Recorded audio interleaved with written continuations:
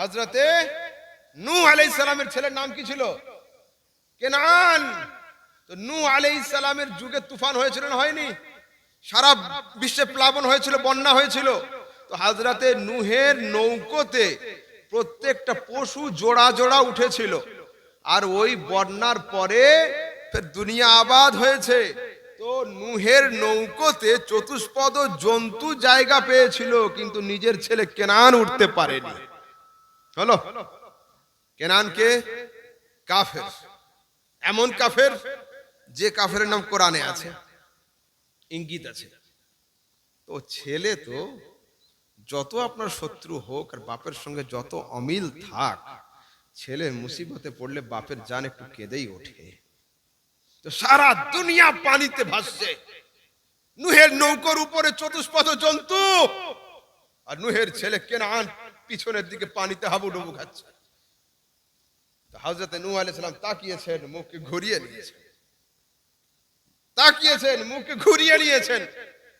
তৃতীয়বার যখন হযরত নূহের অন্তরে বেটার মহাব্বত জোরে উঠেছে, তাকাবেন, আল্লাহ পাক বলছেন, নূহ ইন্নাহু লাইসা মিন আহলিক, যে তোর আল্লাহকে মানে না, যে তোকে নবী হিসাবে মানে না, ও তোর রক্তের সন্তান হলেও তোর সন্তান নয়, ওর দিক থেকে মুখটা ঘুরিয়ে নে। ইন্নাহু লাইসা মিন আহলিক, ও তোর সন্তান নয়। তো হযরতে নূহ মুখকে সামনের দিকে করলেন, ছেলে যাই হোক, আর তাকান নাই। আমি এখানে আল্লাহ কেন? ওই দরবারের একজন পীরজাদা আরেকজন লোককে বলছে, যদি তুই ফুরফুরা দরবারের ছেলে হয়ে বেরেলি হয়ে যাস তো হয়ে যা, আমার আপত্তি নেই। নবীর ছেলে কেনান হয়েছে, ফুরফুরা বাড়ির ছেলে বেরেলি হবে, তো এতে আপত্তি কি আছে? কত বড় মারাত্মক উদাহরণ দিয়েছে ও। কেনানকে কাফের, তার মানে ফুরফুরা বাড়ির ছেলে বেরেলি হবে, এতে আপত্তি নেই। যেমন নবীর ছেলে কাফের হয়েছে, আমাদের আপত্তি হয়নি। তার মানে ফুরফুরা বাড়ির ছেলে বেরেলি হয়েছে, তো বেরেলি কি ওদের ধারণায় চিনে নিন, জেনে নিন। তো যারা আপনাদেরকে কাফের বলতে চায়, যারা আপনাদেরকে বেদাতি বলে, যারা আপনাদেরকে মুশরিক বলে, আপনারা তাদের পিছনে নামাজ পড়বেন, তাদের ওয়াজ শুনবেন? খবরদার নয়, খবরদার নয়। শুনছি আশপাশে কিছু ওয়াজ করার জন্য আমার দেশ থেকে কিছু বক্তা আসছে। হ্যাঁ, আমার কানে কানে বললো, ওই বক্তা সাহেবের নাম সার্চ করে দুটো বক্তব্য আমার রয়েছে, শুনে নেবেন। নবী রসুলদের সংখ্যা কত? 1 লক্ষ অথবা 2 লক্ষ 24,000 আমরা বলে থাকি। উনি সরাসরি অস্বীকার করেছেন যে এ কথা দুনিয়ার কোনো কিতাবে নেই। আলহামদুলিল্লাহ, আহমদ রাজা সামদানি হাদিস থেকে এবং আল ফিকহুল আকবার থেকে এবং তাফসীর গ্রন্থ থেকে সরাসরি আমি 1 লক্ষ মতান্তরে 2,24,000 পয়গম্বরকে আমি দেখিয়ে দিয়েছি। তারপরে তিনি দাবি করেছেন আমরা ভারতের মুসলিমরাও হিন্দু। ভাই, এতটুকু গ্রামার আর্টিকেলের জ্ঞান নেই? হিন্দু কাকে বলে, হিন্দি কাকে বলে? আল্লামা ইকবাল কি লিখেছেন? হিন্দি है हम वतन है, हिंदुस्तान हमारा, सारे जहां से अच्छा हिंदुस्तान हमारा। জানি না মৌলবীদের চোখ এত ছোট কেন? সুন্নিদের বললে একটা চশমা কিনে দিই আমরা। এইটুকু যদি পড়তো, সারে জাহাं से अच्छा हिंदुस्तान हमारा, এতেই আছে। আল্লামা ইকবাল কি লিখেছেন? হিন্দু है লেখেননি, হিন্দি है हम वतन है, हिंदुस्तान हमारा। যে ভারতে থাকে ওকে ভারতীয় বলা হয়, ইন্ডিয়াতে থাকলে ইন্ডিয়ান বলা হয়। তো হিন্দুস্তানকে আরবিতে হিন্দ বলা হয়, হিন্দ। তো যারা হিন্দে থাকে তারা হিন্দি, হিন্দু নয়। হিন্দু তো সরাসরি একটা জাতির দিকে চলে গেল। ও বলছে আমরা টুপি মাথায় দিলেও হিন্দু। বলে হ্যাঁ হ্যাঁ ঠিক বলেছো, তুমি টুপিওয়ালাই হিন্দু। আলহামদুলিল্লাহ, আমরা নয়, আমরা হিন্দি। আলহামদুলিল্লাহ, হিন্দুস্তান জিন্দাবাদ বলতে আমাদের কোনো আপত্তি নেই। কেন? হিন্দি है हम वतन है, हिंदुस्तान हमारा, सारे जहां से अच्छा हिंदुस्तान हमारा। এতে কোনো আপত্তি নেই আমাদের। আলহামদুলিল্লাহ, গৌরব আমাদের যে আমরা হিন্দুস্তানি। কিন্তু হিন্দি শব্দ হবে, হিন্দু নয়। যুবক, দূর থেকে আনলে যে সব হয়ে যাবে তা নয়। এই প্রশ্নগুলো করবেন যে কই সামদানি সাহেবের ছেলে তো আপনাকে 2 বছর আগে এগুলো ইউটিউব ফেসবুকে প্রশ্ন করে রেখেছে, উত্তর কই? এখনো আসলো না কেন? যুবক শোনো, আপন আকীদার উপর দণ্ডায়মান থাকো, নিজেদের আকীদার উপরে শক্ত হয়ে দাঁড়িয়ে থাকো, খবরদার নয়। নিজেদের যে আকীদা, এইবার নবীকে নূর মানেন না আপনারা? মানেন। ওই দরবারের পীর সাহেবের যিনি সবচেয়ে বড় পীর ছিলেন এখন, সাইফুদ্দিন সিদ্দিকী, ইন্তেকাল করলেন রিসেন্টলি, ঠিক আছে? ওই দরবারের সবচেয়ে বয়োজ্যেষ্ঠ বড় আলেম, তার কিতাব বাজারে পাওয়া যাচ্ছে। লিখুন আদ-দাওয়া, আদ-দাওয়া গ্রন্থের মধ্যে নবী নূর অস্বীকার করেছেন, নবী গায়েব জানেন অস্বীকার করেছেন, নবী হাজির নাজির হতে পারেন অস্বীকার করেছেন। আহলে সুন্নাতের যত আকীদা রয়েছে প্রত্যেকটা আকীদার খণ্ডন করে দিয়ে তিনি কবরে গিয়েছেন। কুল্লু শাইইন ইয়ারজিউ ইলা আসলিহি, এটা আমাদের আরবিতে বলে যে প্রত্যেক জিনিস তার অবস্থার পরিবর্তন ঘটলে আপন আসলের দিকে ফিরে যায়। সায়েন্টিফিক ভাষাতে বলা হয় যে কোনো জিনিসের উপরে প্রেসার ক্রিয়েট করলে সে অবস্থা চেঞ্জ করে, কিন্তু তাকে নর্মাল অবস্থায় ছেড়ে দিলে সে আসল অবস্থার দিকে ফিরে যায়। যেমন পানিকে নিয়ে ফ্রিজে দিলে বরফ হয়ে যায়, আবার ফ্রিজের সুইচ অফ করে দিলে ও আসল অবস্থা পানিতেই ফিরে যায়, ঠিক আছে? মোমকে গরম না করলেও জমে থাকে, ওকে গরম করলে ও আবার নরম হয়ে যায়। তো পৃথিবীর মানুষ, এটা নিয়ম। বাংলাদেশে ওই পন্থী একজন আলেম, মোতালেব সালেহী বলে একজন আলেম, হ্যাঁ, মাওলানা আলাউদ্দিন জিহাদি সাহেবের সঙ্গী, সুন্নিদের পক্ষ থেকে 11টা মোনাজারা করেছে, 11টা বাহাস করেছে দেওবন্দীদের সাথে। 11টা মোনাজারা করার পরে সেই লোক নিজে দেওবন্দি আলেমের কাছে 4 দিন আগে গিয়ে সারেন্ডার হয়ে সরাসরি দেওবন্দি হয়ে গেল। हम भरोसा किस पर करें? घर का दारवान अगर चोरी करने लगे तो हम घर की कुंजी किसके पास छोड़े? अरे हमने तो अपनी सारी चीजें पहरा देने के लिए इमाम अहले सुन्नत आला हजरत के हाथ में लगा दिया है कि जमाने का मुजद्दिद अब आपके हाथ में सामान है। যুবকরা শোনো, ইট কিসের তৈরি হয়? ইট মাটির তৈরি, তাই তো? ইট মাটির। কোন ভাটাতে যাবে, হঠাৎ দেখবে যদি আকাশে মেঘ উঠে যায় আর ইটগুলো যদি কেবল শুকানো থাকে, ইট শুকাতে দেয় না, পোড়ানোর আগে ইট শুকাতে দেয়। তো পোড়ার আগে ইট যখন শুকানো হয়, যদি আকাশে মেঘ উঠে যায়, কি করবে? ইট মালিক এসি রুমে থাকলেও কপালে ঘাম চলে আসে। কেন? এই ইটের উপরে যে কটা পানির কাতরা পড়বে, ইটের দাম কমে যাবে, 1 নম্বরে বিক্রি হবে না। একটু কম পানি পড়লে 2 নম্বরে যাবে, বেশি পানি পড়লে 3 নম্বরে যাবে, আর খুব বেশি পানি লেগে গেলে সাইজ পিক হয়ে যাবে, মূল্য খুব কম।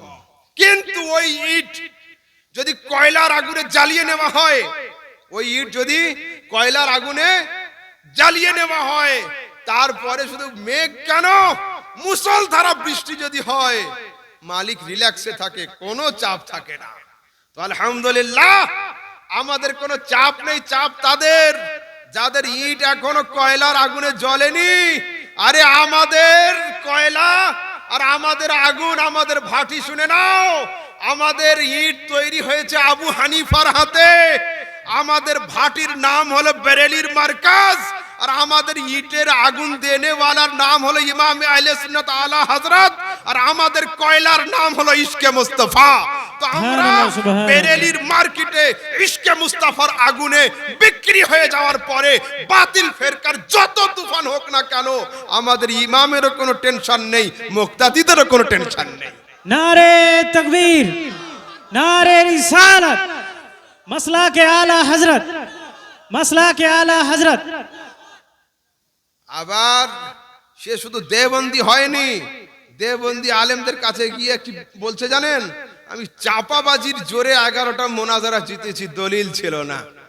আচ্ছা, আন্ধে কো বড়ি দূর কি সুঝি, হ্যাঁ, সুন্নিরা নাকি চাপাবাজিতে যেতে। আরে ফতওয়ায়ে রাজবিয়া আলা হযরতের একটা ফতোয়ার কিতাব 30 খণ্ড, যদি 30 খণ্ডের পাতাগুলো ছিঁড়ে দেওয়া হয় তো ওর মতো 10টা মৌলবীর দাফন করা হয়ে যাবে। आपके पास तो आंख नहीं है, अरे आंख वाले तेरे जोबन का तमाशा देखे, दीदाए कोर को क्या नजर आए क्या देखे।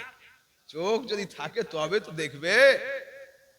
বয়স এখন বাচ্চা নাবালিক ছেলের সামনে বিয়ের গল্প পড়লে ওর তো আনন্দই হবে না। তো এদের এখনো তো ইলমের যৌবন আসেনি, ইলমের যৌবন আসেনি এদের। এরা ইলম কাকে বলে জানে না, আলা হযরত কি, আলা হযরত কাকে বলে জানে না।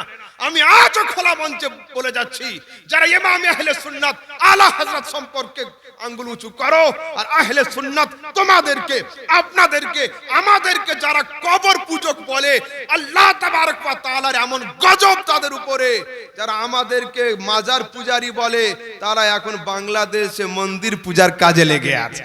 ठीक ठीक यही तो मार है खुदा की तरफ से, यही तो मार है। और सियासत हदीस में हमारे रसूल बोलेছেন, ला तकुमुस साअतु हत्ता तलहक कबाइल मिन उम्मती बिल मुशरिकीन व याबुदुन अल अवसान। শুনে রাখো মুস্তাফার জবানের বাণী, যদি আমেরিকার মিসাইল ফেল হয় হবে, পাকিস্তানের ট্যাঙ্কের রেঞ্জ যদি ফেল হয় হবে, ভারতের কোন স্টেট গ্যান্ড যদি বা নিজের রেঞ্জকে ফেল করে করবে, মুস্তাফার জবান নড়তে পারে না। মুস্তাফা করিম বলেছেন ততদিন কিয়ামত হবে না যতদিন পর্যন্ত আমার উম্মতির একটা গোষ্ঠী সরাসরি তারা মন্দির ভিত্তিতে হাত না দিবে আর পূজাতে অংশগ্রহণ না করবে। খুলে দেখো আবু দুবাইয়ের অবস্থা কি, আবু ধাবির অবস্থা কি, দুবাইয়ের অবস্থা কি, কাতারের অবস্থা কি, কুয়েতের অবস্থা কি। বড় বড় দাড়িওয়ালা শায়েখরা তারা সরাসরি ভারতীয় পণ্ডিতদের সঙ্গে গিয়ে পূজাতে অংশগ্রহণ করেছে। হ্যাঁ, এই মুখ কোথায় লুকাবে তোমরা? কাবা, আচ্ছা আমি যেই হই, আমার মুরিদ তো একটা বেনামাজি থাকতেই পারে। আমার মুরিদ যদি ভুল করে মদের দোকান খোলে আর যদি আমাকে বলে আহমদ হযরত জি আইয়ে মদের দোকান খুলেছি, আপনি উদ্বোধন করে দিয়ে যান, তো কি করব? গিয়ে প্রথম গ্লাসটা আমি নেব, আল্লাহ খুব বরকত দে। হ্যাঁ, সেদিন কি আমার ওয়াজ শোনা আপনার জন্য জায়েজ হবে?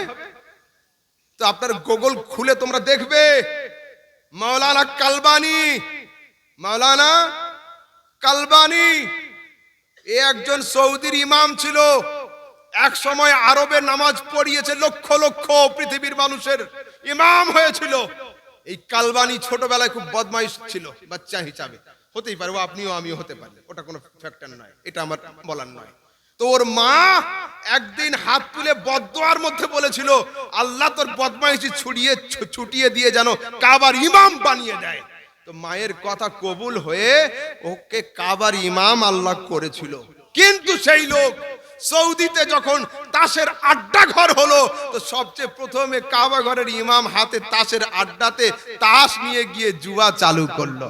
হায় আফসোস, হায় আফসোস। ভারতের সালমান খান, শাহরুখ খান তবু তো 3/4 প্যান্ট পরে, উনি হাফ প্যান্ট পরে ছবি দিয়ে বেড়াচ্ছে এখনো। কোথায় লুকাবে?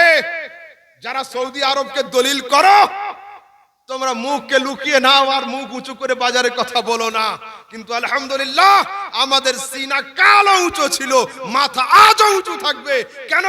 আমাদের দলিল মক্কাও নয়, আমাদের দলিল মদিনাও নয়, আমাদের মুস্তাফার দেওয়া দলিল দুটো, একটার নাম হলো কোরআন আর একটার নাম হলো হাদিস। আমাদের ডান হাতে থাকে কোরআন, বাম হাতে থাকে হাদিস। সৌদি আমাদের দলিল নয়। কেন? সৌদি আরব যদি দলিল হয়, তো নবীর যুগে তো আবু জেহেল ছিল, তাহলে কি প্রত্যেক যুগে একটা করে আবু জেহেল হওয়া সুন্নাত হয়ে যাবে নাকি? হ্যাঁ, মুসার যুগে তো ফেরাউন ছিল, তো প্রত্যেক যুগে একটা করে ফেরাউন লাগবে নাকি? হ্যাঁ, তারপরে নবাব সিরাজউদ্দৌলার যুগে তো মির্জাফর ছিল, তো প্রত্যেকবারে মুর্শিদাবাদে একটা করে মির্জাফর হতে হবে নাকি? না না না, আরে যেই থাকুক, যেটা ভালো হবে একসেপ্টেড, যেটা খারাপ হবে ওটা রিজেক্টেড। ঠিক আছে, কেবল ভালোটা নিতে হবে, খারাপটা নয়। আমি যেদিকে যেতে চাইছিলাম, আমার কোনো আপত্তি নেই, কিন্তু এদের আঙ্গুল যখন ওঠে, এরা মাজার জিয়ারতকে বলে মাজার পূজা, লা হাওল ওয়ালা কুওয়াতা ইল্লা বিল্লাহ। আবার এই কদিন আগে একজন মাওলানা, তারা তাদের ভাষায় মাওলানা বলে, ঠিক আছে, এই মাওলানা সাহেব বলছেন যে যদি একদিকে মাজারে পড়া মুরগির মাংস থাকে আর একদিকে শূকরের মাংস থাকে, তো খাবো কোনটা, খেতে হবে কোনটা? শুকরের মাংস। বাহ জি বাহ, তোমার পছন্দ পর मैं কুরবান যাও। কি সুন্দর চয়েস তোমার, কি সুন্দর চয়েস। এদিকে চিকেন থাকলো, চয়েস হলো না, ওদিকে মিট অফ পিগ। বাহ জি, কি সুন্দর। আমি সেদিন কলকাতা গিয়েছি, তো একজন ছেলে আমাকে প্রশ্ন দিয়েছে, হযরত ये लोग शेरनी क्यों नहीं खाते हैं? मैंने कहा भाई शेरनी क्यों नहीं खाते हैं, उससे जाके पूछो जो नहीं खाते हैं, होगा उसका पेट का प्रॉब्लम है या कुछ है। রাতের বেলা আমি বললাম অমুক মাংস আমি খাবো না, তো যদি কেউ মাহফুজকে জিজ্ঞাসা করে, মাহফুজ বাবু আহমদ ভাই এটা খাবে না কেন, তো মাহফুজ কি বলবে, হুজুরকে জিজ্ঞাসা করো কেন খাবে না, আমি কি করে বলবো, হতে পারে না সমস্যা।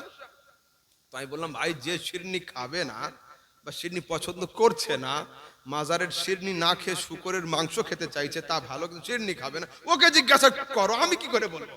বলছে না হযরত आपको बोलना पड़ेगा। अरे भाई अगर मुझे बोलना है तो जवाब फिर कड़वा होगा, बर्दाश्त तो करोगे ना। बोले हाँ हुजूर बोलिए, आप बर्दाश्त मैं करूंगा। मैंने कहा खोलिए सिहासितर मुस्लिम शरीफेर हदीस, সরাসরি বলছি সিহাসিতার মুসলিম শরীফের হাদিস। রাসূল বলছেন ইন্না শাইতানা লা ইস্তাহিল্লু তুআম যুকিরা আলাইহি ইসমুল্লাহ, শয়তান সেই খাবারে অংশ নিতে পারে না যে খাবারের উপরে বিসমিল্লাহ পাঠ করা হয়। বুদ্ধিমানদের মাথায় কিন্তু জবাব চলে গিয়েছে অলরেডি, কিন্তু আমি আরেকটু ক্লিয়ার না করলে ভালো লাগবে না। রাসূল কি বললেন, যে খাবারের উপরে বিসমিল্লাহ পাঠ করা হয় ও খাবার শয়তান খেতে পারে না। তো আমি বলি ও আমাদের শিরনি খাবে কি করে? আমাদের শিরনিতে শুধু বিসমিল্লাহ নয় আউযুবিল্লাহও থাকে, শুধু আউযুবিল্লাহ বিসমিল্লাহ নয় চার কুলও থাকে, শুধু চার কুল নয় সূরা ফাতিহাও থাকে। আরে ওই ইবলিস কেন, বর্ধমানের ইবলিসের বাপ যদি আসে তাও সুন্নিদের শিরনি খেতে পারবে না, তাও সুন্নিদের শিরনি খেতে পারবে না। হলো মুসলিম শরীফ থেকে হাদিস, সিহাসিতার সহিহ হাদিস। রাসূল বলেছেন যার উপরে বিসমিল্লাহ পাঠ করা হবে ও খাবারে শয়তান ছুঁইতে পারবে না। তো আমাদের শিরনিতে শুধু বিসমিল্লাহ থাকে, চার কুল থাকে, এত সহজ ও খাবে চাইলেও পারবে না। যেমন রাসূল বলেছেন এই উমর, যে রাস্তায় তুমি হাঁটবে ওই রাস্তায় শয়তান হাঁটবে না। পাকিস্তানের একজন আলেম, সুন্নি আলেম, তো হজে গিয়ে তো আর কেউ মারপিট করে না, আমলের জায়গা, যার তার সঙ্গে দেখা হয় সালাম আলাইকুম খাইরিয়াত, এতটুকু হয়ে যায় ওখানে গিয়ে, ঠিক আছে। পাকিস্তানের একজন আলেম বলছেন যে একটা শিয়া আলেমের সাথে অজুখানায় গিয়েছি, অজু করেছি, অজু করে হাত মুছতে মুছতে মুছতে মুছতে কাবা শরীফে ঢুকবো, তো কাবা এন্ট্রির সময় চারদিকে গেট আছে, একটা গেটের নাম বাবে আবু বকর, বাবে উমর, বাবে উসমান, বাবে আলী, চার সাহাবীর নামে চারটে গেট আছে। তা বলছে আমি গেট দিয়ে ঢুকছি, ও আমার সঙ্গে ছিল, বলছে আমি এমনি করে পা দিয়ে উপরে তাকিয়েছে, লেখা আছে বাবে উমর, উমরের দরওয়াজা। বলছে সঙ্গে সঙ্গে বলছে मैं इस दरवाजे से नहीं जाऊंगा दूसरे से आता हूं। তা বলছে আমি সঙ্গে সঙ্গে হেসে পড়েছি, ইয়া রাসূলুল্লাহ ১৫০০ বছর আগে তুমি বলেছিলে যে উমর তোর রাস্তাতে শয়তান চলবে না, বর্তমানে এখনো ফায়েজ জারি আছে, তোর নামে শয়তান ঢুকছে না। তো ২০ রাকাত তারাবি হযরতে উমরের সুন্নাত, যারা পড়তে পারে না তারা নিজেরা যেন চিন্তা করে ঘরে বসে বসে, যারা ৩ রাকাত বেতের উমরের সুন্নাত, যারা পড়তে পারে না ঘরে যেন চিন্তা করে নিজেরা কারা। আর যারা সৌদি করে চিল্লায়, আমি আজও বলছি সৌদির মক্কাতেও ২০ রাকাত তারাবি হয়, মদিনাতেও ২০ রাকাত তারাবি হয়। এরা বলে রফে আদাইন ওখানে হয়, তোমরা করো না কেন? আরে ভাই সৌদি তো আমাদের দলিল নয়, সৌদি তোমাদের দলিল, তো তোমরা আগে আমলটা করো। সৌদিতে ২০ হয়, তোমরা ২০ করো। কলকাতায় একজন বলছে আমাকে যে হযরত রুকু থেকে ওঠার পরে রফে আদাইন কেন হয় না? আমি বললাম সিহাসিতার নেসাই শরীফের হাদিসে আছে আমার রাসূল সাল্লাল্লাহু আলাইহি সাল্লাম সিজদাতে যাওয়ার আগে আর পরে রফে আদাইন করতেন, ওটা চালু করো। শুধু হাদিসে একটা পড়লে হবে? একটু পাওয়ারওয়ালা চশমা নাও। শুধু রুকুতে যাওয়ার সময় রফে আদাইন নেই, সিজদাতে যাওয়ার আগে পরে রফে আদাইন রয়েছে। তা বলছে ও হাদিসটা মানসুখ, কিন্তু হাদিসে আছে। আমি বললাম হ্যাঁ ये হাদিসটাও মানসুখ, কিন্তু হাদিসে আছে। একই উত্তর, ওখানে ইকুয়ালিটি আছে, খবরদার নয়। আর সহিহ মুসলিমের হাদিসে রাসূল বলছেন মালি আরাকুম রাফি আইদিকুম, আমার কি হলো, আমি তোমাদেরকে আজ দেখছি বদমাইশ ঘোড়ার লেজের মতো বারবার হাত তুলছো কেন? সরাসরি সহিহ মুসলিমের হাদিস, মুসলিমের হাদিস। যুবক ভাই শোনো, ইমান ঠিক করো, আকীদা ঠিক থাকো, খবরদার যেন তোমাদের মধ্যে স্বর্ণর না আসে। আর আমি যে কথা বলছিলাম, ইউটিউবাররা খবরদার শোনো, ওইটুকু কেটে নিয়ে এইটুকু বাদ রেখে যেন এ করো না। এইটুকু শুনে নাও, মন্দির তৈরি আর তাদের সাহায্য সম্পর্কে যেটুকু বললাম, ওর একটা পার্ট বাকি আছে, যেন আগামী কাল ওইটুকু কাটাকাটি করে দিয়ে আর ফের সম্পর্কটা নষ্ট করো না। ভালো করে শুনে নাও, ইসলাম কাকে বলে। ইসলাম কোনো সময় সমস্যা চায় না, ইসলাম কোনো সময় ঝগড়ার মধ্যে নেই। মক্কাবাসী কাফেররা নবীর কাছে বলেছিল, নবী একটা কাজ করিয়ে খুব ভালো হবে। তো কি কাজ? তুমি 6 মাস আমাদের পূজা করে দাও, তুমি আর তোমার সাহাবী, আর আমরা 6 মাস তোমার আল্লাহ আল্লাহ করে দেব। কি সুন্দর দেখছেন তো, হ্যাঁ? কত সুন্দর রায়। আমার সমাজের কিছু যুবকরা বাংলাদেশের ভণ্ডদের মুখ থেকে শুনেছে উৎসব যার যার, আনন্দ সবার। না না না না না, খবরদার না। উৎসব যার যার, আনন্দ তার তার। কেন? ইসলাম কোন সময় সমস্যা চায় না। ইসলাম কিভাবে ক্লিয়ার করছে দেখুন, বাড়িতে গিয়ে কালকের কোরআনের 30 নম্বর পারার লাস্ট আয়াত, না কুল ইয়া আইয়ুল কাফিরুনের তাফসীর খুলে দেখবেন, ঠিক আছে? কিসে? সূরা কাফিরুন। মক্কাবাসী কাফেররা কি বলল? যে তুমি 6 মাস আমাদের পূজা করবে, আর আমরা 6 মাস তোমার আল্লাহ আল্লাহ করব।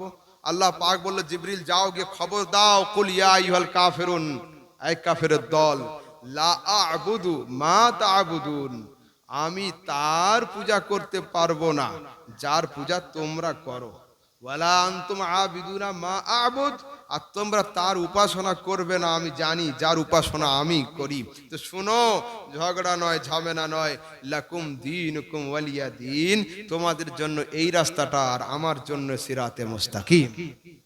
ইসলাম কোনো ঝামেলা নেই, কোনো সমস্যা নেই। কিন্তু যখনই আপনি মন্দির মসজিদকে এক করতে যাবেন, কোনো না কোনো ক্ষেত্রে পবিত্রতা অপবিত্রতা কালচার হিসাব নিয়ে সমস্যা হবেই।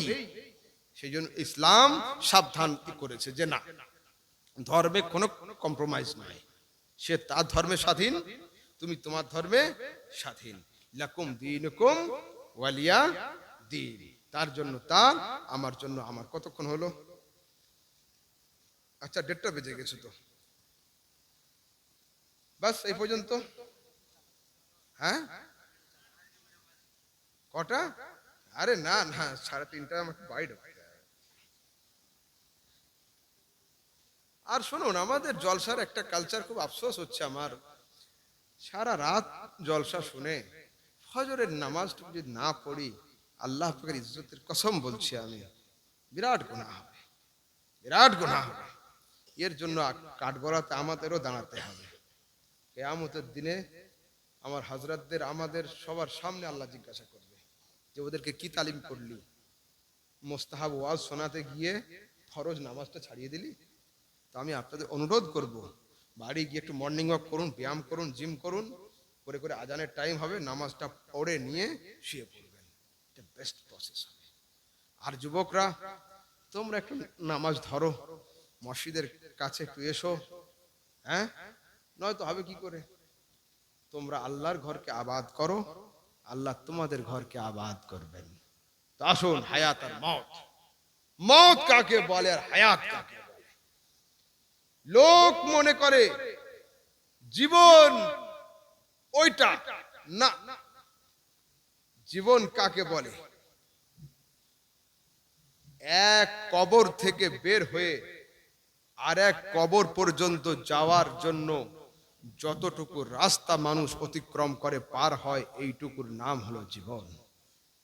আরে মায়ের পেট ছিল একটা কবর, মাটির পেট হলো একটা কবর, তো এক কবর থেকে বের হয়ে আর এক কবর পর্যন্ত যেতে কারোর 60 বছর লাগে, কারোর 70 বছর লাগে, কারোর 4 দিন লাগে, কারোর 40 দিন লাগে। তো যার যতটুকু সময় লাগে, যার গাড়ির গতি যেমন থাকে, ওইটুকুর নাম হলো জীবন। এখন বাড়িতে বাড়িতে ডিপ্রেশন, যুবকরা ডিপ্রেসড, যুবতীরা ডিপ্রেসড, রাতে ঘুম নেই, সকালে চেহারাতে নূর নেই। কেন? কি কারণ? হযরতে আলী শেরে খোদা বলছেন, শোনো, দিনের আলোতে এমন কাজ করো না যে রাতের ঘুম তোমাদের হারাম হয়ে যায়, আর রাতের অন্ধকারে এমন কাজ করো না দিনের বেলা মুখে কাপড় দিয়ে ঘুরতে হয়। ভালো করে কথার গভীরতা বুঝুন। দিনের আলোতে এমন কাজ করো না যে রাতের ঘুম হারাম হয়। 0.5 খেয়েও ঘুম আসছে না, 25 পাওয়ার নিয়েও অনেক লোকের ঘুম আসছে না। তো হযরত আলী বলছেন, দিনের আলোতে এমন কাজ করো না যাতে রাতের ঘুম নষ্ট হয়, আর রাতের অন্ধকারে এমন কাজ করো না যে দিনের বেলা মুখে মাস্ক লাগিয়ে ঘুরতে হয়। ভালো করে বুঝুন। বাড়িতে গিয়ে আমার কথা কটা মনে রেখে চোখ বন্ধ করে লাইট টাইট অফ করে দিয়ে ভাববেন, একবার যুবকরা ভাববে। ইমাম আহলে সুন্নাত বলছেন, দিল নহু মে খোনা তুঝে, শব সুবহ তক সোনা তুঝে, শর্মে নবী খৌফে খুদা ये भी नहीं वो भी नहीं। ফজরের আজান হয়, বিছানাতে শুয়ে এশার সময় মুয়াজ্জিন সাহেব ডাকে, ব্যস্ত থাকো ফ্রি ফায়ার আর পাবজিতে। শর্মে নবী খৌফে খুদা ये भी नहीं वो भी नहीं। কবরে গিয়ে নবীর সঙ্গে দেখা হবে, এর লজ্জাটুকুও নেই। কিয়ামতের দিনে আল্লাহর আদালতে দাঁড়াবে, এর ভয়টুকুও নেই। তো তোদের এই হাল হবে না? বাবা মায়েদের উচিত, বাবা মায়েরা শুনুন, এখানে যারা গার্জেন আছেন, বাড়িতে নিয়ম করুন যে রাত্রি 9টার পর থেকে মোবাইল গুলো লক আপ করে দেওয়া হবে, মোবাইল জমা হবে। আর সকালে ফজরের সময় যে সবার আগে ঘুম থেকে উঠবে, মোবাইল সে প্রথমে পাবে। দেখুই ফজরের নামাজ পড়ে কিনা। হ্যাঁ, নামাজ শুরু হয়ে যাবে। আমাদের সমাজের যুবকরা মোবাইল চার্জ করে কখন? ভাত খেতে যখন বসে রাতের বেলা, ওকে চার্জে লাগিয়ে বসে, हम इधर खा रहे हैं तुम उधर खा लो, रात भर तुम्हारे साथ हम रहेंगे। হ্যাঁ, প্র্যাকটিক্যাল কথা বলছি আমি।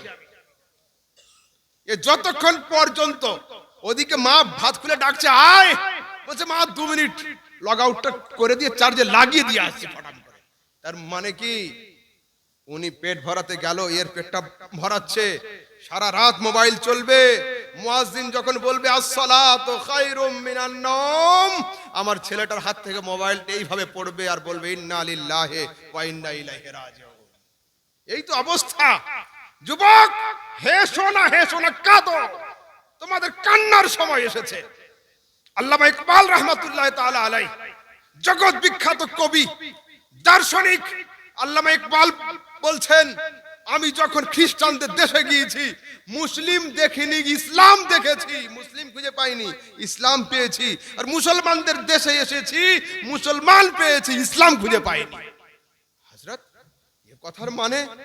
তা বলছে, শোনো, খ্রিস্টানরা মুসলমান নয়, কিন্তু তাদের চরিত্র সেই চরিত্র যে চরিত্র নবী আমাদের শিখিয়েছিলেন। আর আমি তো এসেছি মুসলমানদের দেশে, মুসলিম তো তোমরা, কিন্তু নবীর সুন্নাত তো তোমাদের কাছে নেই। আল্লামা ইকবাল সেই যুগে, যে যুগে 4G 5G তো দূরের কথা, এখন তো যুবকরা 6G আসার অপেক্ষাতে রয়েছে, কবে আসবে, লঞ্চ হবে নতুন করে। আর আল্লামা ইকবাল সেই যুগে লিখছেন, ওয়াদা মে হো তুম নসারা, তামাদ্দুন মে হো হনুদ, এ মুসলমান तुम्हें देख के शर्माए यहूद। এই মুসলিম জাতি, তোমাদের বেশভূষা দেখে মনে হচ্ছে তোমরা হলে পাশ্চাত্য দেশের খ্রিস্টান, আর তোমাদের খাই খাওয়া ওঠা বসা দেখে মনে হচ্ছে তোমরা স্বাদেশিক হিন্দু। তোমাদের দাঁড়িয়ে পেশাব করা দেখে রোম সাম্রাজ্যের ইহুদিরা পর্যন্ত লজ্জিত হয়ে যাবে। যে যুগে মোবাইল ফোন ছিল না, ইন্টারনেট ছিল না, সোশ্যাল নেটওয়ার্কিং ছিল না, আমাদের কাছে কোনো ব্যাড জিনিস আসেনি, সেই সময় আল্লামা ইকবাল যদি এই ভাষা প্রয়োগ করে থাকেন, বর্তমান সময়ে যদি আল্লামা ইকবাল বেঁচে থাকতেন, কোন ভাষাতে আমাদের শাসন করতেন হয়তো তিনি শব্দ খুঁজে পেতেন না। আজ আমরা যে অপরাধী, আমরা যে জালেম, আমরা নিজেদের জানের উপরে যে জুলুম করে ফেলেছি, আল্লাহ পাকের আসমান থেকে আমাদের উপরে আগুন পড়া উচিত ছিল, আমাদের উপরে আগুন বর্ষানো উচিত ছিল, কিন্তু আগুন নয়, আমরা রহমত পাচ্ছি। আগুন জ্বলছে না কেন? আল্লাহ পাক কোরআনে বলছেন, মাহবুব আমি তো আযাব সরাসরি দেব না, ওয়া আনতা ফীহিম, দুনিয়ার মধ্যে তুমি রয়েছো, যদি তোমার জাত তোমার সত্তাকে আমি আসমানে উঠিয়ে নিতাম তো এই দুনিয়াকে আমি লয় প্রলয় করে দিতাম। শুধু আমি তোমার খাতিরে মোস্তফা তাদের জুলুমের উপরে পর্দা দিয়ে রেখেছি। মার চলবে 4-6 ব্যাটিং, কিন্তু আজকের নয়, কিয়ামতের দিনে চলবে, শুধু নবীর ওসিলাতে। শুনুন, এইখানে 4 জন লোকের সামনে তওবা করা, বন্ধ ঘরে তওবা করা কত সহজ, তাই না? কেউ জানলো না, একমাত্র অন্তর্যামী আল্লাহর আমি, মাঝখানে থার্ড পারসন সিঙ্গুলার নাম্বার কেউ নেই, একমাত্র আল্লাহর আমি।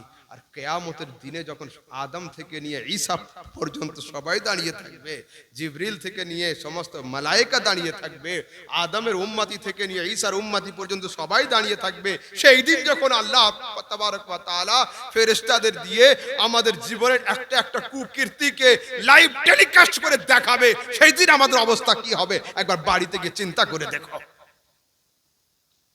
শুধু সমাজে কিসসা কাহিনী আর গজল শুনে শুনে বাড়ি চলে যাও, কিন্তু তোমাদের মধ্যে পরিবর্তন কই? কই পরিবর্তন? আমাদের সমাজে এত জলসা হচ্ছে, পরিবর্তন নেই কেন?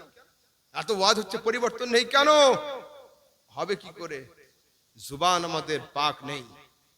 শুনুন, মেন পবিত্রতার জন্য দরকার হচ্ছে সিনা। যুবকরা শোনো, আর অল্পক্ষণ বলবো আমি।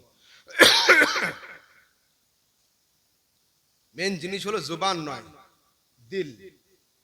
হযরতে মুসলিম মাগরিবি আল্লাহ পাকের বড় একজন ওলি ছিলেন, কি নাম? মুসলিম মাগরিবি।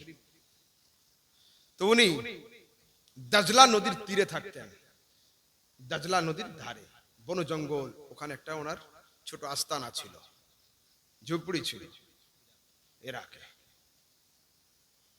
তো 2 জন আলেম ওনাকে পরীক্ষা করার জন্য গিয়েছে, বড় নাম করা আল্লাহর ওলি, দেখি কেমন পীর। এশার নামাজে রাসূল নিজে জানাজা পড়িয়েছেন, রাসূল নিজে কবরে সাহাবীদেরকে নিয়ে দাফন করেছেন, এসে মসজিদে আসরের নামাজের জন্য আল্লাহু আকবার করে দাঁড়িয়েছেন, হলো জিন্দা সাহাবীদের সঙ্গে। আবার ফের 2 জন ফেরেশতা কবরে যাকে শুইয়ে এলো ওর কাছে ফের নবীকে হাজির করে জিজ্ঞাসা করছে, মা কুনতা তাকুলু বিহাক্কি হাযার রাজুল, এই চন্দ্রমুখী মুস্তাফা সম্পর্কে তোর আকীদা কি আছে বল। সুবহানাল্লাহ, সুবহানাল্লাহ। বেশক ও পৃথিবীর মানুষ যারা হাজির নাজির নিয়ে ঝগড়া করো সমাজে, রাসূল আসতে পারে কি পারে না, যেতে পারে কি পারে না, এই কথার উত্তর দাও। যে মুস্তাফা নিজে ইন্তেকালের আগে মাটির উপরে দাঁড়িয়ে মৃত সাহাবীর কবরে হাজির হতে পারেন, সেই মুস্তাফা ইন্তেকালের পরে মাটির উপরে এসে কি হাজির হতে পারেন না? সুবহানাল্লাহ, সুবহানাল্লাহ। আমাদের দাবি এটা নয় যে হুজুর আমাদের মজলিসে হাজির আছে না, আরে না না না, এত বড় দাবি ওই বাদশাকে এই ফকিরের মজলিসে না, এ দাবি আমাদের নয়। আমাদের কথা হলো, ইয়া রাসূলুল্লাহ आप तशरीफ लाइए, महफिल हमने सजाई है, आप तशरीफ लाइए, ये है हमारी अर्जी, आना ना आना ऐ बादशाह ये तेरी है मर्जी। সুবহানাল্লাহ, ऐ সুবহানাল্লাহ। মুস্তাফা আপনি আসুন, এটা হলো আমাদের আরজি, আশা না আশা মুস্তাফা এ তোমারই মর্জি, তোমার মর্জি। কিন্তু চাইলে তিনি আসতে পারেন, কেন? যে মুস্তাফা ইন্তেকালের আগে নিজে দাফন করে সাহাবীকে কবরে শুইয়ে নিজে জামাতে নামাজ পড়াচ্ছেন, সেই নবী ফেরেশতার সঙ্গে মাটির ভিতরে কবরে গেলেন কি করে? যে নবী ইন্তেকালের আগে মাটির উপর থেকে নিচে যেতে সক্ষম, সেই নবী ইন্তেকালের পরে কি মাটির নিচে থেকে উপরে আসতে সক্ষম নয়? অবশ্যই, শুধু ঈমানের চোখ খুলতে হবে। শুনুন, আমাকে 2-1টা সাবজেক্টে একটু ইশারা দেওয়া হয়েছে, আমি হঠাৎ করে পয়েন্ট ঘুরিয়ে এইখানে আবার আনলাম কেন এই হাজির নাজির। আজ তো হাজির নাজির সাবজেক্ট আমার ছিল না, কিন্তু যে স্পিকার হয় তাকে যেদিকে ইঙ্গিত করা হয় সেই দিকে তাকে ঘোরাতে হয়। যুবক তোমরা সাবধান হও। আজ এই সামনে যারা বসে আছে বয়স্ক বুড়ো মানুষগুলো, আবার চাচা বা দাদা, এদের নিয়ে কোনো টেনশন নেই। টেনশন হলো এই যুবকদের নিয়ে। এদের এক পা এদিক তো এক পা ওদিক, সকালে পা ওদিকে যায় তো সন্ধ্যায় পা এদিক আসে। এরা আপন আকীদায় দাঁড়িয়ে গিয়েছে বুড়োগুলো, এরা আর কেউ সরবে না, মালাকুল মওতের আসা পর্যন্ত অপেক্ষায় আছে। হ্যাঁ, এই পর্যন্ত যেটা পেয়েছি এটাই দিন। যুবকদের নিয়ে সমস্যা। শোনো, আমি শুনতে পাচ্ছি, আমার আসল বাড়ি হলো সাউথ 24 পরগনা। তো আমাদের ওদিকে হাওড়া হুগলি আছে, হাওড়া জেলা হুগলি জেলা। তো হুগলিতে একটা বড় দরবার আছে, আছে তো, যাদের সব পীরজাদা সমাজে ঘোরে। হ্যাঁ, কি দরবার? তো ওনার নাম না নিয়ে দরবারের নাম নেন ফুরফুরা। দেখুন, কারোর সম্পর্কে কোনো টার্গেট, কারোর সঙ্গে আমার ঝামেলা, আমার সমস্যা নেই। আমি ওই দেশের মানুষ হতে পারি, ওদের কাছাকাছি, কিন্তু ওদের জমি নিয়ে আমার জমির সাথে কোনো মারপিট নেই। বিষয় হলো এই যে আমার আকীদার নয় সে আমার নয়, বাকি সবকিছু হবে, কিন্তু আকীদায় কোনো কম্প্রোমাইজ হবে না। কেনান কে ছিল? কেনান যুবকদের মধ্যে একজন বলো। ইউটিউবারদের বেশি বলা দরকার, কারণ এরা হুজুরদের ওয়াজ তো পুরো শোনে। তাহলে খালি মোবাইলে রেকর্ড করছো, মাথায় কিছুটা রেকর্ড করো, তবে তো কাজ হবে। কেনান কাফের ছিল। কেনানের বাপ কে ছিল? আল্লাহ পাকের নবী ছিল। হ্যাঁ, হযরতে নূহ আলাইহিস সালামের ছেলের নাম কি ছিল? কেনান। তো নূহ আলাইহিস সালামের যুগে তুফান হয়েছিল না হয়নি? সারা বিশ্বে প্লাবন হয়েছিল, বন্যা হয়েছিল। তো হযরতে নূহের নৌকোতে প্রত্যেকটা পশু জোড়া জোড়া উঠেছিল। আর ওই বন্যার পরে ফের দুনিয়া আবাদ হয়েছে। তো নূহের নৌকোতে চতুষ্পদ জন্তু জায়গা পেয়েছিল, কিন্তু নিজের ছেলে কেনান উঠতে পারেনি। হলো, কেনানকে কাফের, এমন কাফের যে কাফেরের নাম কোরআনে আছে, ইঙ্গিত আছে। তো ছেলে তো যত আপনার শত্রু হোক আর বাপের সঙ্গে যত অমিল থাক, ছেলে মুসিবতে পড়লে বাপের জান একটু কেঁদেই ওঠে। তো সারা দুনিয়া পানিতে ভাসছে, নূহের নৌকার উপরে চতুষ্পদ জন্তু, আর নূহের ছেলে কেনান পিছনের দিকে পানিতে হাবুডুবু খাচ্ছে। তো হযরতে নূহ আলাইহিস সালাম তাকিয়েছেন, মুখকে ঘুরিয়ে নিয়েছেন, তাকিয়েছেন, মুখকে ঘুরিয়ে নিয়েছেন। তৃতীয়বার যখন হযরতে নূহের অন্তরে বেটার মহাব্বত জোরে উঠেছে, তাকাবেন, আল্লাহ পাক বলছেন, নূহ ইন্নাহু লাইসা মিন আহলিক, যে তোর আল্লাহকে মানে না, যে তোকে নবী হিসেবে মানে না, ও তোর রক্তের সন্তান হলেও তোর সন্তান নয়, ওর দিক থেকে মুখটা ঘুরিয়ে নে। ইন্নাহু লাইসা মিন আহলিক, ও তোর সন্তান নয়। তো হযরতে নূহ মুখকে সামনের দিকে করলেন, ছেলে যাই হোক আর তাকান নাই। আমি এখানে আল্লাম কেন?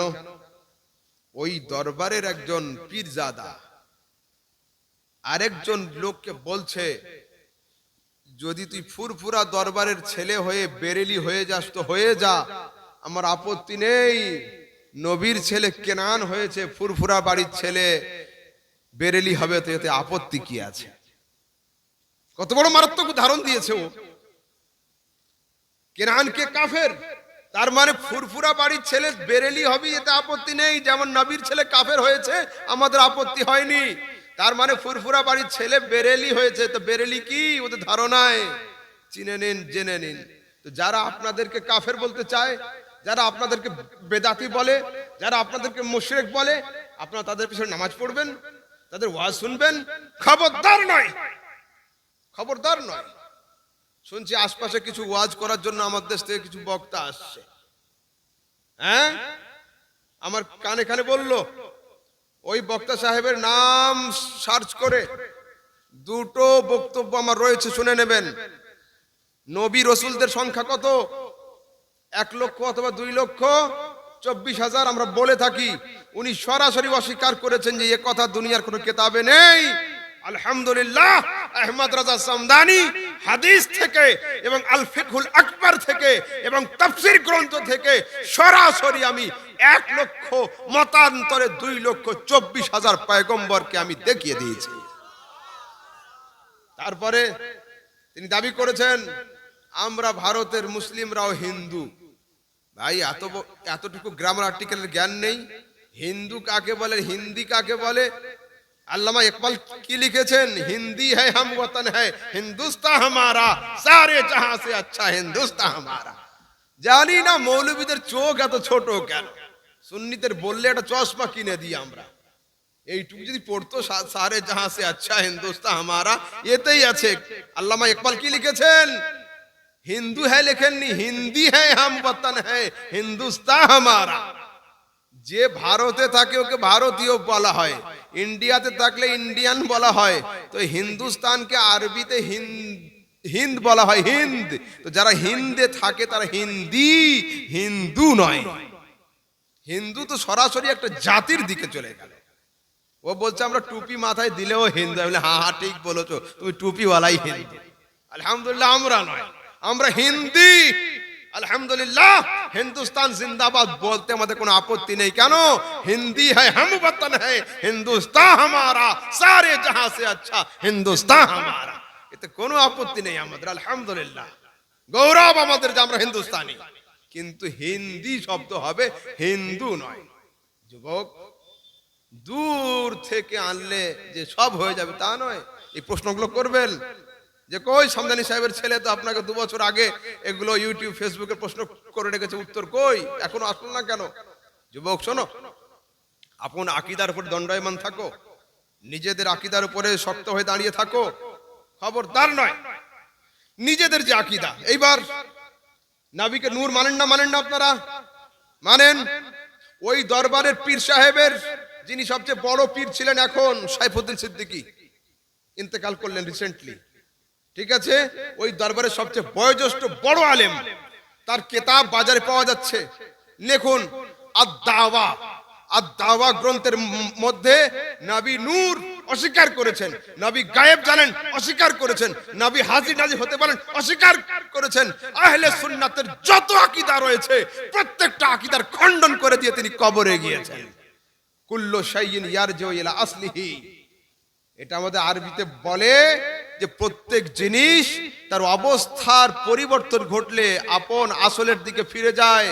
সায়েন্টিফিক ভাষাতে বলা হয় যে কোনো জিনিসের উপরে প্রেসার ক্রিয়েট করলে সে অবস্থা চেঞ্জ করে, কিন্তু তাকে নরমাল অবস্থায় ছেড়ে দিলে সে আসল অবস্থার দিকে ফিরে যায়। যেমন পানিকে নিয়ে ফ্রিজে দিলে বরফ হয়ে যায়, আবার ফ্রিজের সুইচ অফ করে দিলে ও আসল অবস্থা পানিতেই ফিরে যায়। ঠিক আছে, মোমকে গরম না করলেও জমে থাকে, ওকে গরম করলে ও আবার নরম হয়ে যায়। তো পৃথিবীর মানুষ, এটা নিয়ম। বাংলাদেশে ওই পন্থী একজন আলেম, মোতালেব সালেহী বলে একজন আলেম, হ্যাঁ, মাওলানা আলাউদ্দিন জিহাদি সাহেবের সঙ্গী, সুন্নিদের পক্ষ থেকে 11টা মোনাজারা করেছে, 11টা বাহাস করেছে দেওবন্দীদের সাথে। 11টা মোনাজারা করার পরে সেই লোক নিজে দেওবন্দি আলেমের কাছে 4 দিন আগে গিয়ে সারেন্ডার হয়ে সরাসরি দেওবন্দি হয়ে গেল। हम भरोसा किस पर करें? घर का दारवान अगर चोरी करने लगे तो हम घर की कुंजी किसके पास छोड़े? अरे हमने तो अपनी सारी चीजें पहरा देने के लिए इमाम अहले सुन्नत आला हजरत के हाथ में लगा दिया है कि जमाने का मुजद्दिद अब आपके हाथ में सामान है। যুবকরা শোনো, ইট কিসের তৈরি হয়? ইট মাটির তৈরি, তাই তো? ইট মাটির। কোন ভাটাতে যাবে, হঠাৎ দেখবে যদি আকাশে মেঘ উঠে যায় আর ইটগুলো যদি কেবল শুকানো থাকে, ইট শুকাতে দেয় না, পোড়ানোর আগে ইট শুকাতে দেয়। তো পোড়ার আগে ইট যখন শুকানো হয়, যদি আকাশে মেঘ উঠে যায় কি করবে? ইট মালিক এসি রুমে থাকলেও কপালে ঘাম চলে আসে। কেন? এই ইটের উপরে যে কটা পানির কাতরা পড়বে ইটের দাম কমে যাবে, 1 নম্বরে বিক্রি হবে না। একটু কম পানি পড়লে 2 নম্বরে যাবে, বেশি পানি পড়লে 3 নম্বরে যাবে, আর খুব বেশি পানি লেগে গেলে সাইজ পিক হয়ে যাবে, মূল্য খুব কম।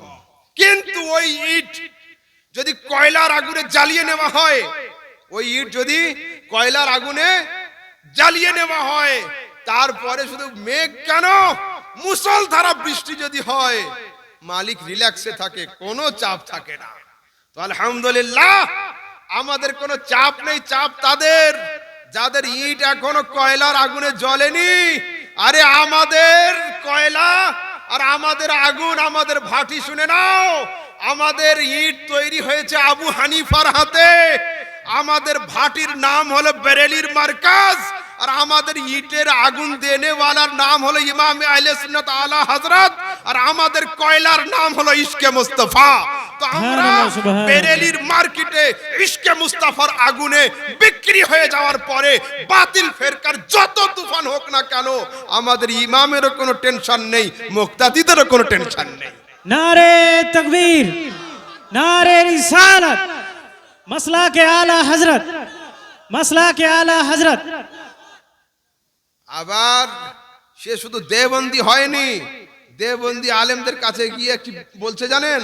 আমি চাপাবাজির জোরে 11টা মোনাজারা জিতেছি, দলিল ছিল না। আচ্ছা, আন্ধে কো বড়ি দূর কি সুঝি। হ্যাঁ, সুন্নিরা নাকি চাপাবাজিতে জেতে। আরে ফতওয়ায়ে রাজবিয়া আলা হযরতের একটা ফতোয়ার কিতাব 30 খণ্ড, যদি 30 খণ্ডের পাতাগুলো ছিঁড়ে দেওয়া হয় তো ওর মতো 10টা মৌলবীর দাফন করা হয়ে যাবে।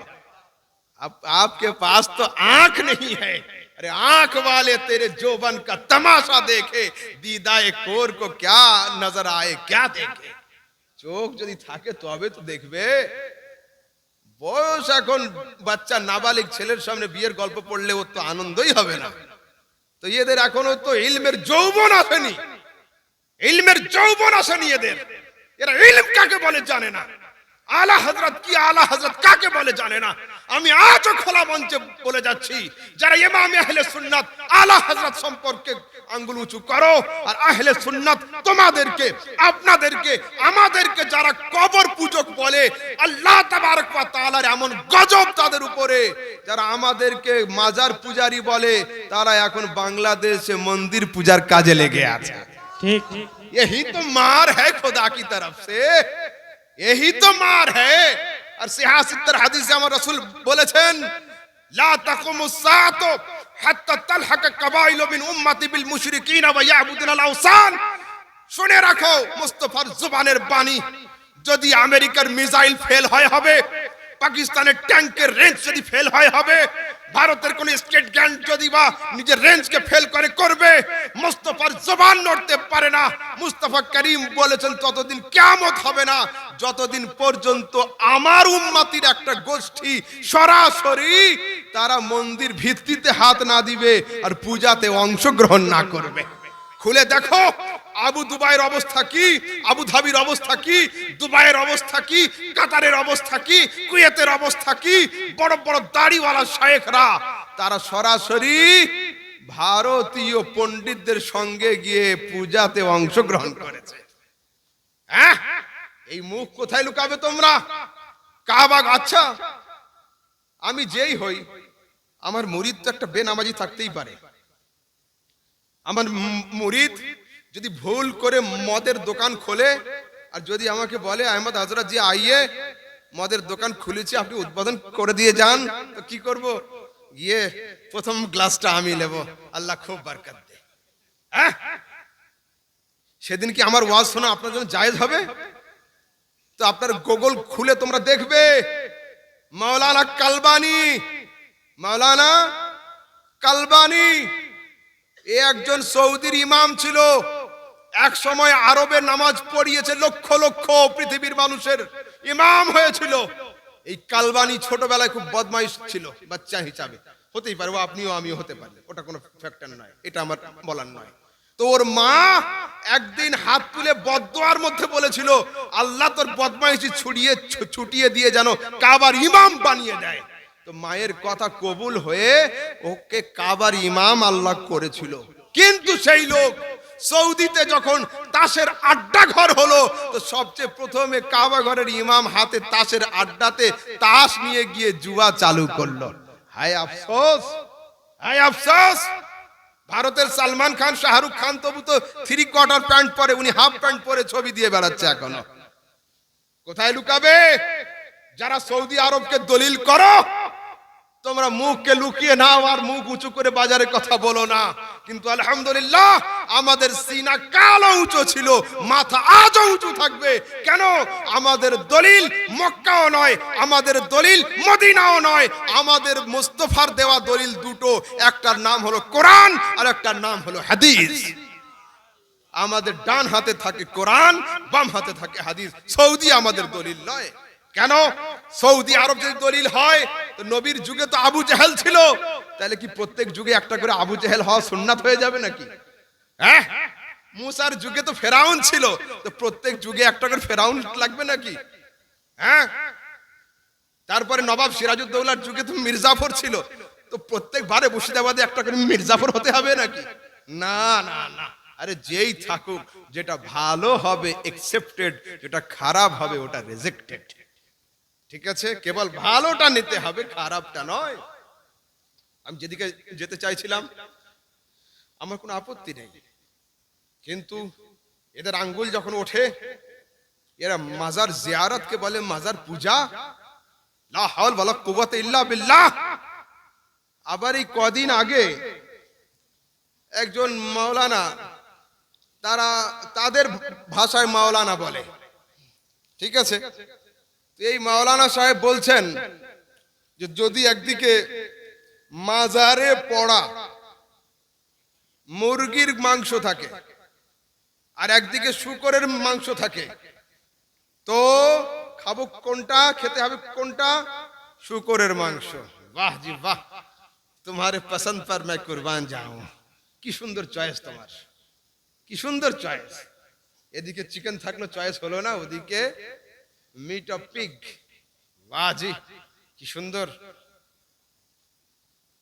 আমি সেদিন কলকাতা গিয়েছি, तो একজন ছেলে আমাকে প্রশ্ন দিতে, हजरत ये लोग शिरनी क्यों नहीं खाते हैं? मैंने कहा भाई शिरनी क्यों नहीं खाते हैं, उससे जाके पूछो जो नहीं खाते हैं, होगा उसका पेट का प्रॉब्लम है या कुछ है। রাতের বেলা আমি বললাম অমুক মাংস আমি খাবো না, তো যদি কেউ মাহফুজকে জিজ্ঞাসা করে, মাহফুজ বাবু আহমদ ভাই এটা খাবে না কেন, তো মাহফুজ কি বলবে, হুজুরকে জিজ্ঞাসা করো কেন খাবে না, আমি কি করে বলবো, হতে পারে না সমস্যা। তো আমি বললাম ভাই যে শিরনি খাবে না বা শিরনি পছন্দ করছে না, মাজারের শিরনি না খেয়ে শুকরের মাংস খেতে চাইছে, তা ভালো, কিন্তু শিরনি খাবে না, ওকে জিজ্ঞাসা করো, আমি কি করে বলবো। না হজরত आपको बोलना पड़ेगा। अरे भाई अगर मुझे बोलना है तो जवाब फिर कड़वा होगा, बर्दाश्त तो करोगे ना। बोले हाँ हुजूर बोलिए, आप बर्दाश्त में करूंगा। मैंने कहा खोलिए सिहासित्तर मुस्लिम शरीफेर हदीस, সরাসরি বলছি সিহাসিত্তার মুসলিম শরীফের হাদিস। রাসূল বলছেন ইন্নাশ শাইতানা লা ইস্তাহিল্লু তুআম যুকিরা আলাইহি ইসমুল্লাহ। শয়তান সেই খাবারে অংশ নিতে পারে না যে খাবারের উপর বিসমিল্লাহ পাঠ করা হয়। বুদ্ধিমানদের মাথায় কিন্তু জবাব চলে গিয়েছে অলরেডি, কিন্তু আমি আরেকটু ক্লিয়ার না করলে ভালো লাগবে না। রাসূল কি বললেন, যে খাবারের উপরে বিসমিল্লাহ পাঠ করা হয় ও খাবার শয়তান খেতে পারে না। তো আমি বলি ও আমাদের শিরনি খাবে কি করে? আমাদের শিরনিতে শুধু বিসমিল্লাহ নয় আউযুবিল্লাহও থাকে, শুধু আউযুবিল্লাহ বিসমিল্লাহ নয়, 4 কুলও থাকে, শুধু 4 কুল নয় সূরা ফাতিহাও থাকে। আরে ওই ইবলিস কেন, বর্ধমানের ইবলিসের বাপ যদি আসে তাও সুন্নিদের শিরনি খেতে পারবে না, তাও সুন্নিদের শিরনি খেতে পারবে না। হলো মুসলিম শরীফ থেকে হাদিস, সিহাসিত্তার সহিহ হাদিস। রাসূল বলেছেন যার উপরে বিসমিল্লাহ পাঠ করা হবে ও খাবারে শয়তান ছুঁইতে পারবে না। তো আমাদের শিরনিতে শুধু বিসমিল্লাহ থাকে, 4 কুল থাকে, এত সহজ ও খাবে চাইলেও পারবে না। যেমন রাসূল বলেছেন এই উমর যে রাস্তায় তুমি হাঁটবে ওই রাস্তায় শয়তান হাঁটবে না। পাকিস্তানের একজন আলেম, সুন্নি আলেম, তো হজে গিয়ে তো আর কেউ মারপিট করে না, আমলের জায়গা, যার তার সঙ্গে দেখা হয়, সালাম আলাইকুম খাইরিয়াত, এতটুকু হয়ে যায় ওখানে গিয়ে, ঠিক আছে। পাকিস্তানের একজন আলেম বলছেন যে একটা শিয়া শিয়া আলেমের সাথে অজুখানায় গিয়েছি, অজু করেছি, অজু করে হাত মুছতে মুছতে মুছতে মুছতে কাবা শরীফে ঢুকবো, তো কাবা এন্ট্রির সময় চারদিকে গেট আছে। একটা গেটের নাম বাবে আবু বাকার, বাবে ওমর, বাবে উসমান, বাবে আলী, 4 সাহাবীর নামে 4টে গেট আছে। তা বলছে আমি গেট দিয়ে ঢুকছি, ও আমার সঙ্গে ছিল, বলছে আমি এমনি করে পা দিয়ে উপরে তাকিয়েছে, লেখা আছে বাবে ওমর, उमर दरवाजा, বলছে সঙ্গে সঙ্গে বলছে मैं इस दरवाजे से नहीं जाऊंगा, दूसरे से आता हूं। তা বলছে আমি সঙ্গে সঙ্গে হেসে পড়েছি, ইয়া রাসূলুল্লাহ 1500 বছর আগে তুমি বলেছিলে যে উমর তোর রাস্তাতে শয়তান চলবে না, বর্তমানে এখনো ফায়েজ জারি আছে, তোর নামে শয়তান ঢুকছে না। তো 20 রাকাত তারাবি হযরতে উমরের সুন্নাত, যারা পড়তে পারে না তারা নিজেরা যেন চিন্তা করে ঘরে বসে বসে, যারা 3 রাকাত বেতের উমরের সুন্নাত, যারা পড়তে পারে না ঘরে যেন চিন্তা করে নিজেরা কারা। আর যারা সৌদি সৌদি করে চিল্লায়, আমি আজও বলছি সৌদির মক্কাতেও 20 রাকাত তারাবি হয়, মদিনাতেও 20 রাকাত তারাবি হয়। এরা বলে রফে আদাইন ওখানে হয়, তোমরা করো না কেন? আরে ভাই সৌদি তো আমাদের দলিল নয়, সৌদি তোমাদের দলিল, তো তোমরা আগে আমলটা করো। সৌদিতে 20 হয়, তোমরা 20 করো। কলকাতায় একজন বলছে আমাকে যে হযরত রুকু থেকে ওঠার পরে রফে আদাইন কেন হয় না? আমি বললাম সিহাসিত্তান নেসাই শরীফের হাদিসে আছে আমার রাসূল সাল্লাল্লাহু আলাইহি সাল্লাম সিজদাতে যাওয়ার আগে আর পরে রফে আদাইন করতেন, ওটা চালু করো।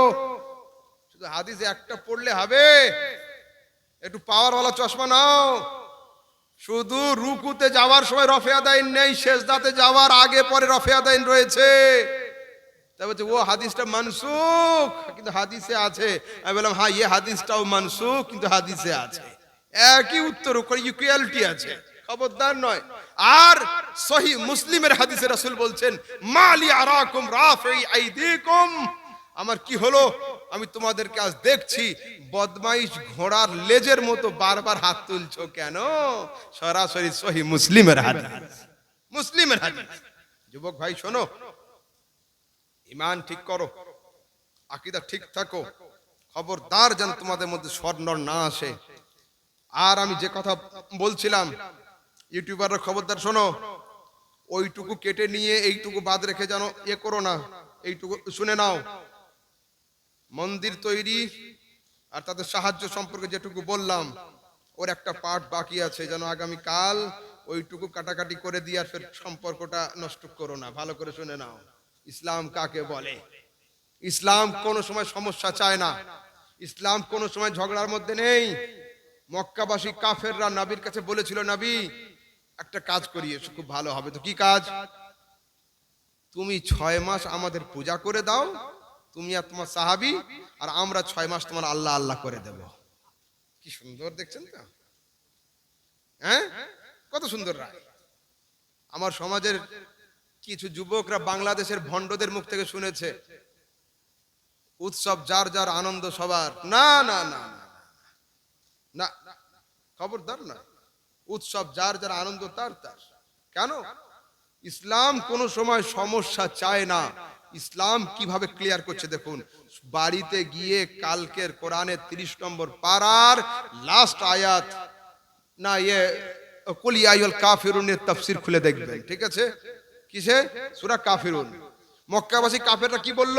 যে তুমি 6 মাস আমাদের পূজা করবে, আর আমরা 6 মাস তোমার আল্লাহ আল্লাহ করব। আল্লাহ পাক বলল, জিবরিল যাও গিয়ে খবর দাও, কুল ইয়া আইয়ুহাল কাফিরুন, এই কাফেরের দল, লা আ'বুদু মা তা'বুদুন, আমি তার পূজা করতে পারবো না যার পূজা তোমরা করো, ওয়ালা আনতুম আবিদুনা মা আ'বুদ, আর তোমরা তার উপাসনা করবে না, আমি জানি যার উপাসনা আমি করি। তো শুনো, ঝগড়া নয়, ঝামেলা নয়, লাকুম দীনুকুম ওয়ালিয়া দীন, তোমাদের জন্য এই রাস্তাটা আর আমার জন্য সিরাতে মুস্তাকিম। ইসলাম কোনো ঝামেলা নেই। কোনো সমস্যা নেই। কিন্তু যখনই আপনি মন্দির মসজিদকে এক করতে যাবেন, কোনো না কোনো ক্ষেত্রে পবিত্রতা অপবিত্রতা কালচার হিসাব নিয়ে সমস্যা হবেই। সেই জন্য ইসলাম সাবধান করেছে যে না, ধর্মে কোনো কম্প্রোমাইজ নাই। সে তার ধর্মে স্বাধীন, তুমি তোমার ধর্মে স্বাধীন। লাকুম দীনুকুম ওয়ালিয়া দীন। তার জন্য তার, আমার জন্য আমার। কতক্ষণ হলো? আচ্ছা, 1:30 বেজে গেছে তো, বাস এই পর্যন্ত। হ্যাঁ, কটা? আরে না না, 3:30 আমাকে বাইরে। আর শুনুন, আমাদের জলসার একটা কালচার, খুব আফসোস হচ্ছে আমার, সারা রাত জলসা শুনে ফজরের নামাজটুকু যদি না পড়ি, আল্লাহ পাকের ইজ্জতের কসম বলছি আমি, বিরাট গুনাহ হবে, বিরাট গুনাহ হবে। এর জন্য কাঠগড়াতে আমাদেরও দাঁড়াতে হবে। কিয়ামতের দিনে আমার হযরতদের, আমাদের সবার সামনে আল্লাহ জিজ্ঞাসা করবে যে ওদেরকে কি তালিম করলি? মুস্তাহাব ওয়াজ শোনাতে গিয়ে ফরজ নামাজটা ছাড়িয়ে দিলি। তো আমি আপনাদের অনুরোধ করব, বাড়ি গিয়ে একটু মর্নিং ওয়াক করুন, ব্যায়াম করুন, জিম করুন, করে করে আজানের টাইম হবে, নামাজটা পড়ে নিয়ে শুয়ে পড়বেন। এটা বেস্ট প্রসেস হবে। আর যুবকরা, তোমরা একটু নামাজ ধরো, মসজিদের কাছে একটু এসো। হ্যাঁ, নয়তো হবে কি করে? তোমরা আল্লাহর ঘরকে আবাদ করো, আল্লাহ তোমাদের ঘরকে আবাদ করবেন। তো আসুন, হায়াত আর মওত, মওত কাকে বলে আর হায়াত কাকে বলে? লোক মনে করে জীবন ওইটা না। জীবন কাকে বলে? এক কবর থেকে বের হয়ে আর এক কবর পর্যন্ত যাওয়ার জন্য যতটুকু রাস্তা মানুষ অতিক্রম করে পার হয়, এইটুকুর নাম হলো জীবন। আরে মায়ের পেট ছিল একটা কবর, মাটির পেট হলো একটা কবর। এক কবর থেকে বের হয়ে আর এক কবর পর্যন্ত যেতে কারোর 60 বছর লাগে, কারোর 70 বছর লাগে, কারোর 4 দিন লাগে, কারোর 40 দিন লাগে। তো যার যতটুকু সময় লাগে, যার গাড়ির গতি যেমন থাকে, ওইটুকুর নাম হলো জীবন। এখন বাড়িতে বাড়িতে ডিপ্রেশন, যুবকরা ডিপ্রেসড, যুবতীরা ডিপ্রেসড, রাতে ঘুম নেই, সকালে চেহারাতে নূর নেই। কেন? কি কারণ? হযরতে আলী শেরে খোদা বলছেন, শোনো, দিনের আলোতে এমন কাজ করো না যে রাতের ঘুম তোমাদের হারাম হয়ে যায়, আর রাতের অন্ধকারে এমন কাজ করো না দিনের বেলা মুখে কাপড় দিয়ে ঘুরতে হয়। ভালো করে কথার গভীরতা বুঝুন। দিনের আলোতে এমন কাজ করো না যে রাতের ঘুম হারাম হয়। 0.5 খেয়েও ঘুম আসছে না, 25 পাওয়ার নিয়েও অনেক লোকের ঘুম আসছে না। তো হযরত আলী বলছেন, দিনের আলোতে এমন কাজ করো না যাতে রাতের ঘুম নষ্ট হয়, আর রাতের অন্ধকারে এমন কাজ করো না যে দিনের বেলা মুখে মাস্ক লাগিয়ে ঘুরতে হয়। ভালো করে বুঝুন। বাড়িতে গিয়ে আমার কথা কটা মনে রেখে চোখ বন্ধ করে লাইট টাইট অফ করে দিয়ে ভাববেন একবার, যুবকরা ভাববে। ইমামে আহলে সুন্নাত বলছেন, দিল নহু মে খোনা তুঝে, শব সুবহ তক সোনা তুঝে, শর্মে নবী খৌফে খুদা ये भी नहीं वो भी नहीं। ফজরের আজান হয়, বিছানাতে শুয়ে, এশার সময় মুয়াজ্জিন সাহেব ডাকে, ব্যস্ত থাকো ফ্রি ফায়ার আর পাবজিতে। শর্মে নবী খৌফে খুদা ये भी नहीं वो भी नहीं। কবরে গিয়ে নবীর সঙ্গে দেখা হবে, এর লজ্জাটুকুও নেই। কিয়ামতের দিনে আল্লাহর আদালতে দাঁড়াবে, এর ভয়টুকুও নেই। তো তোদের এই হাল হবে না? বাবা মায়েদের উচিত, বাবা মায়েরা শুনুন, এখানে যারা গার্জেন আছেন, বাড়িতে নিয়ম করুন যে রাত্রি 9টার পর থেকে মোবাইল গুলো লক আপ করে দেওয়া হবে, মোবাইল জমা হবে। আর সকালে ফজরের সময় যে সবার আগে ঘুম থেকে উঠবে, মোবাইল সে প্রথমে পাবে। দেখুই ফজরের নামাজ পড়ে কিনা। হ্যাঁ, নামাজ শুরু হয়ে যাবে। আমাদের সমাজের যুবকরা মোবাইল চার্জ করে কখন? ভাত খেতে যখন বসে রাতের বেলা, ওকে চার্জে লাগিয়ে বসে, हम इधर खा रहे हैं तुम उधर खा लो, रात भर तुम्हारे साथ हम रहेंगे। হ্যাঁ, প্র্যাকটিক্যাল কথা বলছি আমি। এ যতক্ষণ পর্যন্ত ওদিকে মা ভাত খুলে ডাকছে আয়, বলছে মা 2 মিনিট লগ আউটটা করে দিয়ে চার্জে লাগিয়ে দিয়ে আসছি ফটাম করে। তার মানে কি উনি পেট ভরাতে গেল, এর পেটটা ভরাচ্ছে, সারা রাত মোবাইল চলবে। মুয়াজ্জিন যখন বলবে আসসালাতু খায়রুম মিনান নাওম, আমার ছেলেটার হাত থেকে মোবাইলটা এইভাবে পড়বে আর বলবে ইন্না লিল্লাহি ওয়া ইন্না ইলাইহি রাজিউন। এই তো অবস্থা। যুবক, হেসো না কাঁদো, তোমাদের কান্নার সময় এসেছে। আল্লামা ইকবাল রহমাতুল্লাহ তাআলা আলাইহি, জগৎ বিখ্যাত কবি দার্শনিক আল্লামা ইকবাল বলছেন, আমি যখন খ্রিস্টানদের দেশে গিয়েছি মুসলিম দেখিনি, ইসলাম দেখেছি। মুসলিম খুঁজে পাইনি, ইসলাম পেয়েছি। আর মুসলমানদের দেশে এসেছি, মুসলমান পেয়েছি, ইসলাম খুঁজে পাইনি। হযরত, এ কথার মানে তা বলছে, শোনো, খ্রিস্টানরা মুসলমান নয়, কিন্তু তাদের চরিত্র সেই চরিত্র যে চরিত্র নবী আমাদের শিখিয়েছিলেন। আর আমি তো এসেছি মুসলমানদের দেশে, মুসলিম তো তোমরা, কিন্তু নবীর সুন্নাত তো তোমাদের কাছে নেই। আল্লামা ইকবাল সেই যুগে, যে যুগে 4G 5G তো দূরের কথা, এখন তো যুবকরা 6G আসার অপেক্ষাতে রয়েছে, কবে আসবে, লঞ্চ হবে নতুন করে।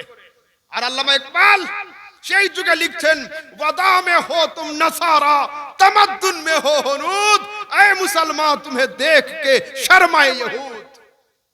এই মুসলিম জাতি, তোমাদের বেশভূষা দেখে মনে হচ্ছে তোমরা হলে পাশ্চাত্য দেশের খ্রিস্টান, আর তোমাদের খাই খাওয়া ওঠা বসা দেখে মনে হচ্ছে তোমরা স্বাদেশিক হিন্দু।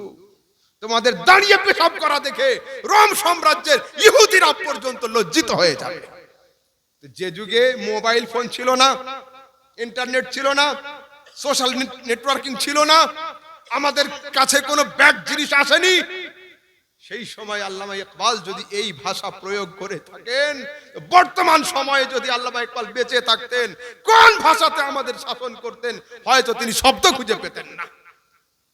আজ আমরা যে অপরাধী, আমরা যে জালেম, আমরা নিজেদের জানের উপরে যে জুলুম করে ফেলেছি, আল্লাহ পাকের আসমান থেকে আমাদের উপরে আগুন পড়া উচিত ছিল, আমাদের উপরে আগুন বর্ষানো উচিত ছিল, কিন্তু আগুন নয়, আমরা রহমত পাচ্ছি। আগুন জ্বলছে না কেন? আল্লাহ পাক কোরআনে বলছেন, মাহবুব আমি তো আযাব সরাসরি দেব না, ওয়া আনতা ফীহিম, দুনিয়ার মধ্যে তুমি রয়েছো। যদি তোমার জাত, তোমার সত্তাকে আমি আসমানে উঠিয়ে নিতাম, তো এই দুনিয়াকে আমি লয় প্রলয় করে দিতাম। শুধু আমি তোমার খাতিরে মোস্তফা তাদের জুলুমের উপরে পর্দা দিয়ে রেখেছি। মার চলবে 4-6 ব্যাটিং, কিন্তু আজকের নয়, কিয়ামতের দিনে চলবে, শুধু নবীর ওসিলাতে। শুনুন, এইখানে 4 জন লোকের সামনে তওবা করা, বন্ধ ঘরে তওবা করা কত সহজ, তাই না? কেউ জানলো না, একমাত্র অন্তর্যামী আল্লাহ আর আমি, মাঝখানে থার্ড পারসন সিঙ্গুলার নাম্বার কেউ নেই, একমাত্র আল্লাহ আর আমি। আর কিয়ামতের দিনে যখন আদম থেকে নিয়ে ঈসা পর্যন্ত সবাই দাঁড়িয়ে থাকবে, জিবরিল থেকে নিয়ে সমস্ত মালায়েকা দাঁড়িয়ে থাকবে, আদমের উম্মতি থেকে নিয়ে ঈসার উম্মতি পর্যন্ত সবাই দাঁড়িয়ে থাকবে, সেই দিন যখন আল্লাহ তাবারক ওয়া তাআলা ফেরেশতাদের দিয়ে আমাদের জীবনের একটা একটা কুকীর্তিকে লাইভ টেলিকাস্ট করে দেখাবে, সেই দিন আমাদের অবস্থা কি হবে একবার বাড়িতে গিয়ে চিন্তা করে দেখো। শুধু সমাজে কিসসা কাহানি আর গজল শুনে শুনে বাড়ি চলে যাও, কিন্তু তোমাদের মধ্যে পরিবর্তন কই? কই পরিবর্তন? আমাদের সমাজে এত জলসা হচ্ছে, পরিবর্তন নেই কেন? এত ওয়াজ হচ্ছে, পরিবর্তন নেই কেন? হবে কি করে? জুবান আমাদের পাক নেই। শুনুন, মেন পবিত্রতার জন্য দরকার হচ্ছে সিনা। যুবকরা শোনো, আর অল্পক্ষণ বলবো আমি। মেন জিনিস হলো জুবান নয়, দিল। হযরতে মুসলিম মাগরিবি আল্লাহ পাকের বড় একজন ওলি ছিলেন, কি নাম? মুসলিম মাগরিবি। তো উনি দাজলা নদীর তীরে থাকতেন, দাজলা নদীর ধারে, বন জঙ্গল, ওখানে একটা ওনার ছোট আস্তানা ছিল, ঝুপড়ি ছিল ইরাকে। তো 2 জন আলেম ওনাকে পরীক্ষা করার জন্য গিয়েছে, বড় নাম করা আল্লাহর ওলি, দেখি কেমন পীর। এশার নামাজে